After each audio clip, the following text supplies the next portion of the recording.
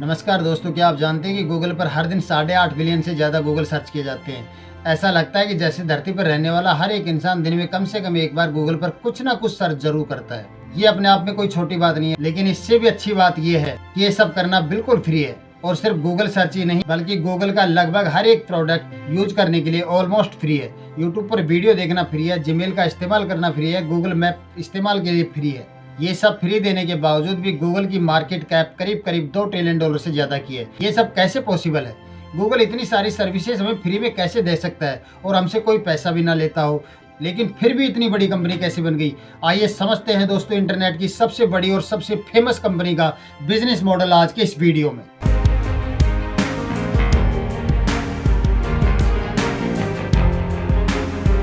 दोस्तों, आपने देखा होगा कि कुछ ब्रांड अपने प्रोडक्ट के लिए इतने फेमस हो जाते हैं कि लोग उनके नाम का इस्तेमाल करने लगते हैं और इस प्रकार से ब्रांड की पहचान होती है और लोगों के माइंड में छप जाता है। जब कोई भी कंपनी अपनी फील्ड में इस तरीके से डोमिनेट करने लगती है तो उसके नाम को ही उसके काम के साथ रिलेट किया जाने लगता है। इसी तरीके से इंटरनेट सर्च करने को आज के दिन कहा जाता है कि गूगल करो। इस गूगल सर्च की शुरुआत होती है साल 1998 में एक कॉलेज प्रोजेक्ट के तौर पर। लेरी पेज और सरक ब्रिन ने इसे एक मिशन के साथ बनाया था कि सारी दुनिया की इंफॉर्मेशन को अरेंज करना और उसे अवेलेबल और प्रैक्टिकल बनाना। हमारा पूरा मिशन मूल रूप से दुनिया की जानकारी को अरेंज करना और उसे ग्लोबल रूप से अवेलेबल और यूजफुल बनाना। अपने शुरुआती दिनों में गूगल एक कॉमन सर्च इंजन था जो कुछ इस तरह से दिखाई देता था। इंटरनेट पर चीजों को सर्च करने के लिए एक सिंपल सी वेबसाइट थी और गूगल शब्द का वास्तव में कोई मतलब नहीं है, लेकिन ये शब्द गूगल से प्रेरित है। गूगल एक संख्या का नाम है। यदि एक के बाद 3 जीरो हो तो उसे 1000 बोलते हैं और एक के बाद 4 जीरो हो तो उसे 10,000 बोलते हैं। ठीक इसी प्रकार से एक के बाद 100 जीरो हो तो इस संख्या को गूगल कहते हैं। इस संख्या को रेफरेंस करने के लिए गूगल को एक नाम के रूप में चुना गया था ताकि ये दिखाया जा सके कि उनका सर्च इंजन इंटरनेट पर इतनी सारी जानकारियां सर्च करेगा कि वो गूगल में होंगी। अगर आप बहुत पुराने यूजर हो इंटरनेट के तो आपको याद होगा कि उस जमाने में जब गूगल 2, 3, 4, 5 बार बार दिखाता रहता था और गूगल अपने नाम को बहुत सारी तरीके से नीचे लिखता था और इसी वजह से इसका नाम गूगल रखा जाता है। और अब आती है साल 2000 जब गूगल अपने सर्च इंजन को नए तरीके से और नए सिस्टम के साथ लॉन्च करता है और आज के दिन तक इसे गूगल बुलाया जाता है। गूगल के आने के बाद कंपनियों को अपने ऐड गूगल मैप्स पर दिखाने के लिए पैसे पे करने का चांस मिल जाता है और गूगल को एड्स के रूप में एक नई पहचान मिलती है। गूगल के एड प्लेटफॉर्म के माध्यम से कंपनी अपने एड्स को गूगल के सर्च रिजल्ट पेज पर दिखाने के लिए पैसे पे कर सकती है। और ये गूगल का सबसे बड़ा बिजनेस मॉडल कैसे बन गया, इसकी बात हम आगे वीडियो में करेंगे। और अब आती है साल 2004 जब गूगल जीमेल को लॉन्च करता है और फिर 2005 में गूगल मैप्स की शुरुआत होती है जिसने दुनिया को बदल कर रख दिया। 2006 में गूगल ने यूट्यूब को परचेज कर लिया है जिस पर आप ये वीडियो देख रहे हैं। बहुत ही कम लोग जानते हैं कि यूट्यूब शुरुआत में एक अलग कंपनी थी। 2006 में गूगल ने यूट्यूब को परचेज कर लिया था और उसके बाद 2008 में गूगल ने एंड्रॉयड पेश करता है, वही मोबाइल ऑपरेटिंग सिस्टम जो ज़्यादातर लोगों के फ़ोन में होता है। उसी साल गूगल ने अपना खुद का वेब ब्राउज़र भी लॉन्च किया, गूगल क्रोम, जो दुनिया का सबसे बड़ा पॉपुलर वेब ब्राउज़र है। बाद में गूगल ने अपने खुद के हार्डवेयर प्रोडक्ट मैन्युफैक्चर करना शुरू करता है और फिर उन्होंने कई प्रकार के डिवाइस लॉन्च करे। उनके पिक्सल स्मार्टफोन, क्रोमबुक, लैपटॉप और स्मार्ट होम डिवाइस। और आज गूगल आर्टिफिशियल इंटेलिजेंस के क्षेत्र में भी एक्सपेंसिव कर रहा है।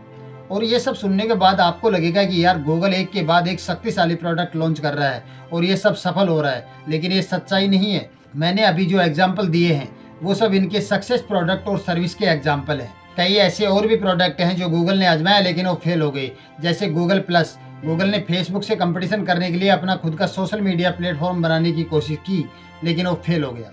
गूगल हैंगआउट चैटिंग के लिए ऐप बनाई जो एक समय में बहुत फेमस थी, लेकिन 2022 में उसे भी बंद कर दिया जाता है। गूगल नेक्सस टैबलेट जो एक समय में बहुत फेमस थी, जो आईपैड के साथ कंपटीशन कर रहे थे, लेकिन कुछ समय बाद गूगल ने उसे भी बंद कर दिया। और फिर Google podcast, Google glass, Google wave और गूगल रीडर। और ऐसे ही फेलियर्स के एग्जाम्पल की संख्या वास्तव में सक्सेस के कंपैरिजन में कहीं अधिक है। आप ये विकिपीडिया पर जाकर पूरी लिस्ट देख सकते हैं जो गूगल के 200 से अधिक ऐसे प्रोडक्ट और सर्विस गूगल ने ट्राई तो किया लेकिन फेल हो गई। और यही हमारे लिए एक सबसे बड़ा इम्पोर्टेंट सबक है और यहाँ हमारे लिए एक महत्वपूर्ण सीखने की बात है, फेलियर ही सक्सेस की जननी है। अगर आप वाकई में सक्सेस होना चाहते हो तो आपको कई बार फेलियर का सामना करना पड़ेगा। इन सब सक्सेस और फेलियर्स को ध्यान में रखते हुए चलिए आज की समय की बात करते हैं और देखते हैं कि गूगल के लिए सबसे ज़्यादा प्रॉफिट देने वाला कौन सा स्ट्रीम है।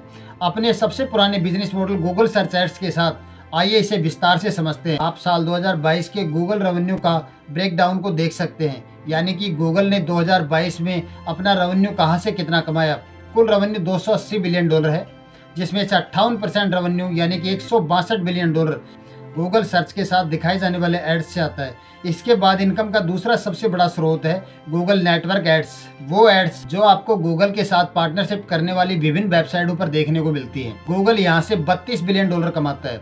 और तीसरा है यूट्यूब एड्स, $29 बिलियन यहाँ से आते हैं। वीडियो को देखते समय जो ऐड देखने को मिलती है, यहाँ एक और बात दिलचस्प है कि ये एड्स हम यूट्यूबर्स के लिए भी एक इनकम का स्रोत है। स्पॉन्सर जो एड्स दिखाने के लिए जो पैसा पे करते हैं, उसे गूगल और क्रिएटर्स के बीच में बांटा जाता है। इसमें से 45% रेवेन्यू गूगल को जाता है और 55% मेरे जैसे क्रिएटर के पास जाता है। यूट्यूब पर सभी क्रिएटर्स के कंटेंट से गूगल को 45% का हिस्सा मिलता है और एक साल में गूगल के लिए लगभग $29 बिलियन का रेवेन्यू जनरेट करता है। इसी तरह से गूगल प्ले स्टोर, जब कोई app creator Google play store के जरिए अपना ऐप सेल आउट करता है, तो इसमें से 70% रेवेन्यू क्रिएटर को जाता है और 30% गूगल के पास जाता है। इसलिए इन ऐप की बिक्री से होने वाला रेवेन्यू और फोन और लैपटॉप बेचकर होने वाला दूसरा सबसे बड़ा रेवेन्यू है।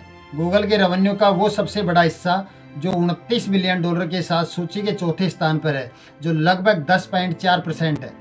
और गूगल क्लाउड आखिरी बड़ा रेवेन्यू सोर्स गूगल का है, जिसका $26 बिलियन है। अब ये देखना भी दिलचस्प होगा कि गूगल इन पैसे को खर्च कहाँ करता है, और लगभग $40 बिलियन रिसर्च और डेवलपमेंट पर खर्च किए जाते हैं, नए प्रोडक्ट और नई सर्विसेज के लिए, उनके चल रहे प्रोडक्ट के लिए और नए फेलियर्स का प्रयास करते रहने के लिए। और लगभग $44 बिलियन नॉन प्रोडक्शन कॉस्ट, जैसे कि ऑफिस रेंट पर लेना, एड्स, मार्केटिंग और अकाउंटिंग पर खर्च करना और एम्प्लॉयज की सैलरी देना आदि पर खर्च किए जाते हैं। इन सब का कुल खर्च लगभग $207 बिलियन का है। जैसा कि आप स्क्रीन पर देख सकते हो, ये उनकी कंपनी की बैलेंस शीट है। यहाँ आप ये भी देख सकते हो कि 2022 में टैक्स से पहले उनकी इनकम $71 बिलियन थी। उन्होंने $11 बिलियन का टैक्स पे किया और उनका प्रॉफिट लगभग $60 बिलियन का था। इस बिजनेस मॉडल में सबसे दिलचस्प बात यह है कि सब चीजें फ्री में अवेलेबल कराई जाती हैं। फ्री चीजें अवेलेबल कराकर भी प्रॉफिट कमाना कैसे संभव है? इसके पीछे के दो कारण है। पहला ये कि फ्री प्रोडक्ट पूरी तरह से फ्री नहीं है, बेस लेवल के प्रोडक्ट ही फ्री हैं। लेकिन अगर आप प्रीमियम सर्विस लेना चाहते हैं तो आपको पे करना होगा। ये एक आम प्रोफेशनल प्लान है जिसे प्रीमियम मॉडल कहा जाता है, मुफ्त प्लस प्रीमियम। इसे और भी कंपनियां इस्तेमाल करती हैं, सोफी, लिंक्डइन, जूम और अब ट्विटर भी इसका इस्तेमाल करता है। सरल शब्दों में कहें तो बेसिक सर्विस ही आपको फ्री दी जाती है, लेकिन अगर आप प्रीमियम सर्विस लेना चाहते हैं तो आपको उसके लिए पे करना ही पड़ेगा। जैसे जीमेल का इस्तेमाल करना फ्री है, लेकिन उसका स्टोरेज सीमा 15 GB है। अगर आपको ज़्यादा स्टोरेज चाहिए तो आपको पे करना पड़ेगा। गूगल ड्राइव का इस्तेमाल करना फ्री है, लेकिन इसकी स्टोरेज सीमा भी 15 GB है। अगर आपको इससे ज़्यादा स्पेस चाहिए तो आपको पे करना पड़ेगा। यूट्यूब पर वीडियो देखना फ्री है, लेकिन आपको बीच में ऐड देखने को मिलेगी। अगर आप इन एड्स को हटाना चाहते हैं तो आपको पैसे पे करने होंगे। अगर आपको यूट्यूब प्रीमियम मेंबरशिप लेनी है, ये प्रीमियम मॉडल बहुत सफल रहा, क्योंकि ये आपको परचेज से पहले ट्राई करने का अवसर देता है। आप किसी भी प्रोडक्ट को आजमा सकते हैं और अगर आपको प्रोडक्ट पसंद आता है तो आप उसके लिए पे कर सकते हैं। लेकिन गूगल के मामले में दिलचस्प बात यह है कि ज़्यादातर लोग उनकी पेड सर्विसेज का यूज ही नहीं करते। यूट्यूब पर वीडियो देखने वाले 95% लोगों ने प्रीमियम मेंबरशिप नहीं ली है। जीमेल या गूगल को यूज करने वाले 95% लोग पे नहीं करते, लेकिन फिर भी गूगल अपनी ऑलमोस्ट इनकम फ्री वाली सर्विस से कमाता है। यहाँ हमारा दूसरा कारण आता है डेटा कलेक्शन। हम जितनी ज़्यादा फ्री सर्विस का यूज करेंगे, गूगल उतना ही ज़्यादा हमारे डेटा तक पहुँच पाएगा। हम गूगल पर जो भी सर्च करते हैं, यूट्यूब पर जो भी वीडियो देखते हैं, जो भी ईमेल भेजते हैं, ये सारा डेटा गुमनाम रूप से कहीं ना कहीं इकट्ठा किया जाता है और टारगेट एड्स के लिए यूज किया जाता है। आपने भी इस पर ध्यान दिया होगा। अगर आप यूट्यूब पर कोई हेल्दी रेसिपी खोजते हैं तो बाद में जब आप गूगल और उनकी पार्टनरशिप वेबसाइट पर होंगे तो आपको हेल्दी सर्विस या न्यूट्रिनिस्ट की एड्स दिखाई देने लगती है। अगर आप गूगल पर दुबई में होटल सर्च करते हैं तो आपको दुबई टूरिज्म और अलग अलग टूरिज्म की अट्रैक्शन की ऐड दिखाई देने लगती है। गूगल टारगेट ऐड दिखाने के लिए एक एडवांस मशीन लर्निंग एल्गोरिथम का यूज करता है और सिर्फ एड्स दिखाने के लिए नहीं, बल्कि नॉर्मल सर्च रिजल्ट दिखाने के लिए भी गूगल एक बहुत ही कॉम्प्लेक्स एल्गोरिथम का यूज करता है। जब आप कुछ भी सर्च करते हैं तो कौन सी वेबसाइट सर्च रिजल्ट में सबसे ऊपर दिखाई देगी और कौन सी वेबसाइट सर्च में सबसे नीचे दिखाई देगी, और अपनी वेबसाइट को कैसे हाई रैंक दिलाएं, ये आज साइंस की एक अलग ही ब्रांच बन गई है। इसे कहते हैं SEO यानी सर्च इंजन ऑप्टिमाइजेशन। अगर आप किसी बिजनेस के ओनर हैं लेकिन आप पेड एड्स पर पैसा खर्च करना नहीं चाहते, जबकि आपका बिजनेस ऑर्गेनिक रूप से सर्च रिजल्ट में सबसे ऊपर है, तो आपकी एज क्या है, आप जेंट्स हैं या लेडीज हैं, आप किस कंट्री में रहते हैं, आप किस सिटी में रहते हैं, आप किस बारे में सर्च करते हैं, आपको क्या पसंद है। इन डेटा के आधार पर गूगल आपके लिए एक प्रोफाइल बनाता है और एक अलग ही दृष्टिकोण से एक एडवर्टाइजर इन्हें क्राइटेरिया के रूप में चुन सकता है। अगर आपका कपड़े या चश्मा सेल करने का बिजनेस है और आप चाहते हो कि आपकी ऐड 18 से 25 साल की लड़कियों द्वारा देखा जाए जो विशेष रूप से एनसीआर में रहती हो, तो आप इस क्राइटेरिया को चुन सकते हैं और फिर कुछ कीवर्ड चुन सकते हैं जैसे धूप का चश्मा या साड़ी। और यह गूगल का काम है एड्स को यूजर से मिलाना। यदि आपकी एज ग्रुप, फील्ड और जेंडर क्राइटेरिया से मेल खाता है और आप गूगल पर सनग्लास से संबंधित कोई शब्द सर्च करते हैं या यूट्यूब पर इससे रिलेटेड कोई वीडियो देखते हैं जैसे किसी सनग्लास की समीक्षा की है, तो गूगल को पता चल जाएगा कि आप इस विज्ञापन के लिए टारगेट कस्टमर हैं और गूगल आपको ये ऐड दिखाएगा। ये एक सिंप्लीफाइड वाक्य है, लेकिन अगर मोटे तौर पर देखें तो गूगल ऐड इसी तरह से काम करते हैं। अगर हम थोड़ी और डिफिकल्टी में जाएं तो एडवर्टाइजर के बीच में भी बहुत कंपटीशन होता है, इसलिए ऐड दिखाने के लिए बोली लगाई जाती है। एडवर्टाइजर तय कर सकते हैं कि वो अपना ऐड दिखाने के लिए कितना पैसा पे करने को तैयार है। अगर कोई दूसरी कंपनी ज्यादा पैसा पे करने को तैयार है तो उनका ऐड सबसे पहले दिखाया जाएगा। गूगल ये तय करने के लिए एड्स रैंक की कैलकुलेशन करता है, प्रत्येक एड्स के लिए रैंक तय करता है। इसके लिए पैसे के अलावा एड्स की क्वालिटी पर भी विचार किया जाता है। दूसरी ओर यूजर्स के बारे में गूगल ये भी चेक करता है कि प्रत्येक यूजर स्पेशल ऐड से कितनी अच्छी तरह से मेल खाता है। उन्होंने जो भी सर्च किया उसके आधार पर एडवर्टाइजर उसे विशेष यूजर के लिए कितना रेलिवेंट होगा। और यहाँ विभिन्न प्रकार की और भी एड्स हैं। सर्च एड्स की तरह जब आप गूगल पर कुछ लिखते हैं तो सर्च रिजल्ट में सबसे टॉप पर दिखने वाला एड्स को सर्च एड्स कहा जाता है। और फिर बैनर एड्स है। जब आप अलग अलग वेबसाइट पर जाते हैं जैसे कि न्यूज वेबसाइट, तो वेबसाइट की बैनर पर एड्स दिखते हैं, वो गूगल डिस्प्ले नेटवर्क का हिस्सा होते हैं। और फिर यूट्यूब पर दिखाए जाने वाले वीडियो एड्स जो वीडियो के बीच में, पहले या लास्ट में चलाए जाते हैं। इसे आगे स्केपेबल और नॉन स्केपेबल कैटेगरी में डिवाइड किया गया है। अगर हम इन सभी अलग अलग तरह के एडवर्टाइजर से ज्वाइंट रेवेन्यू को देखें तो गूगल एड्स से कुल रेवेन्यू $237 बिलियन है। 2022 में इनका कुल रेवेन्यू $280 बिलियन था।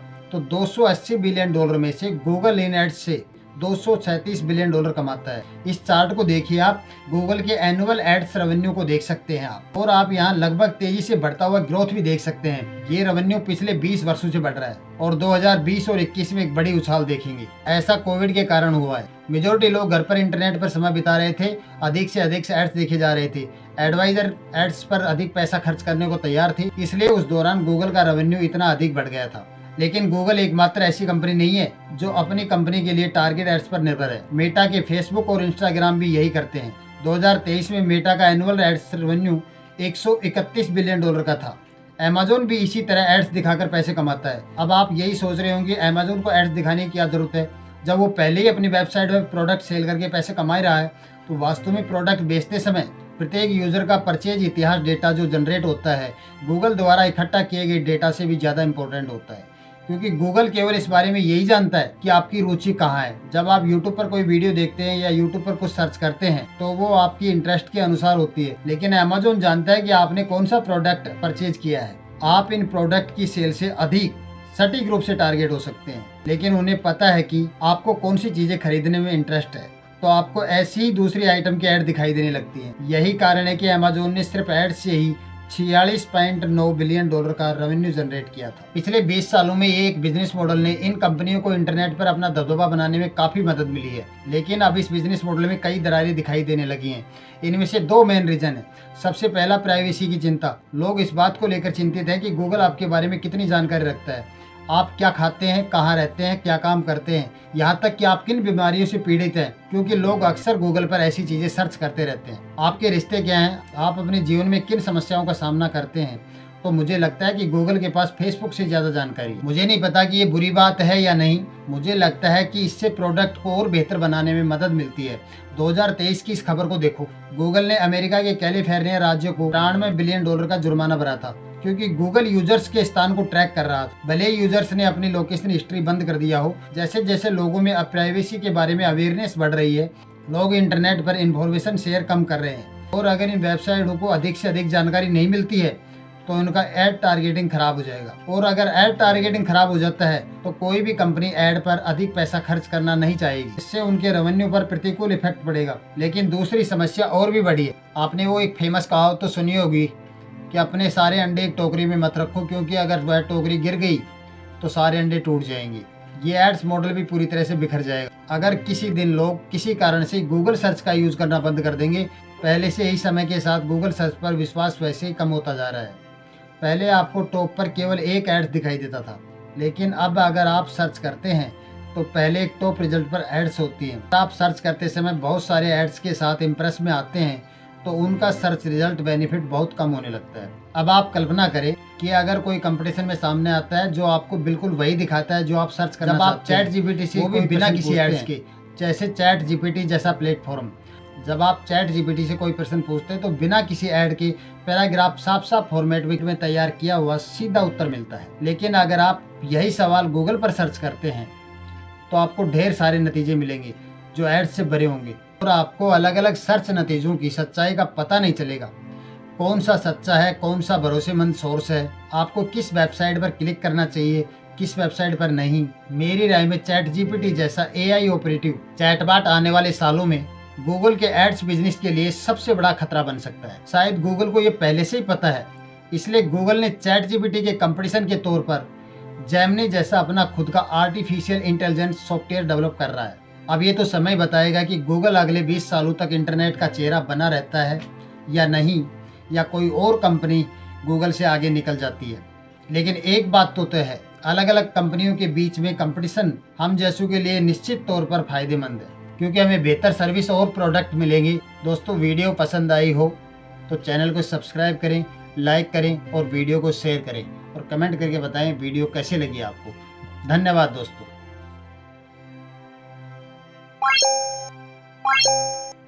Bye.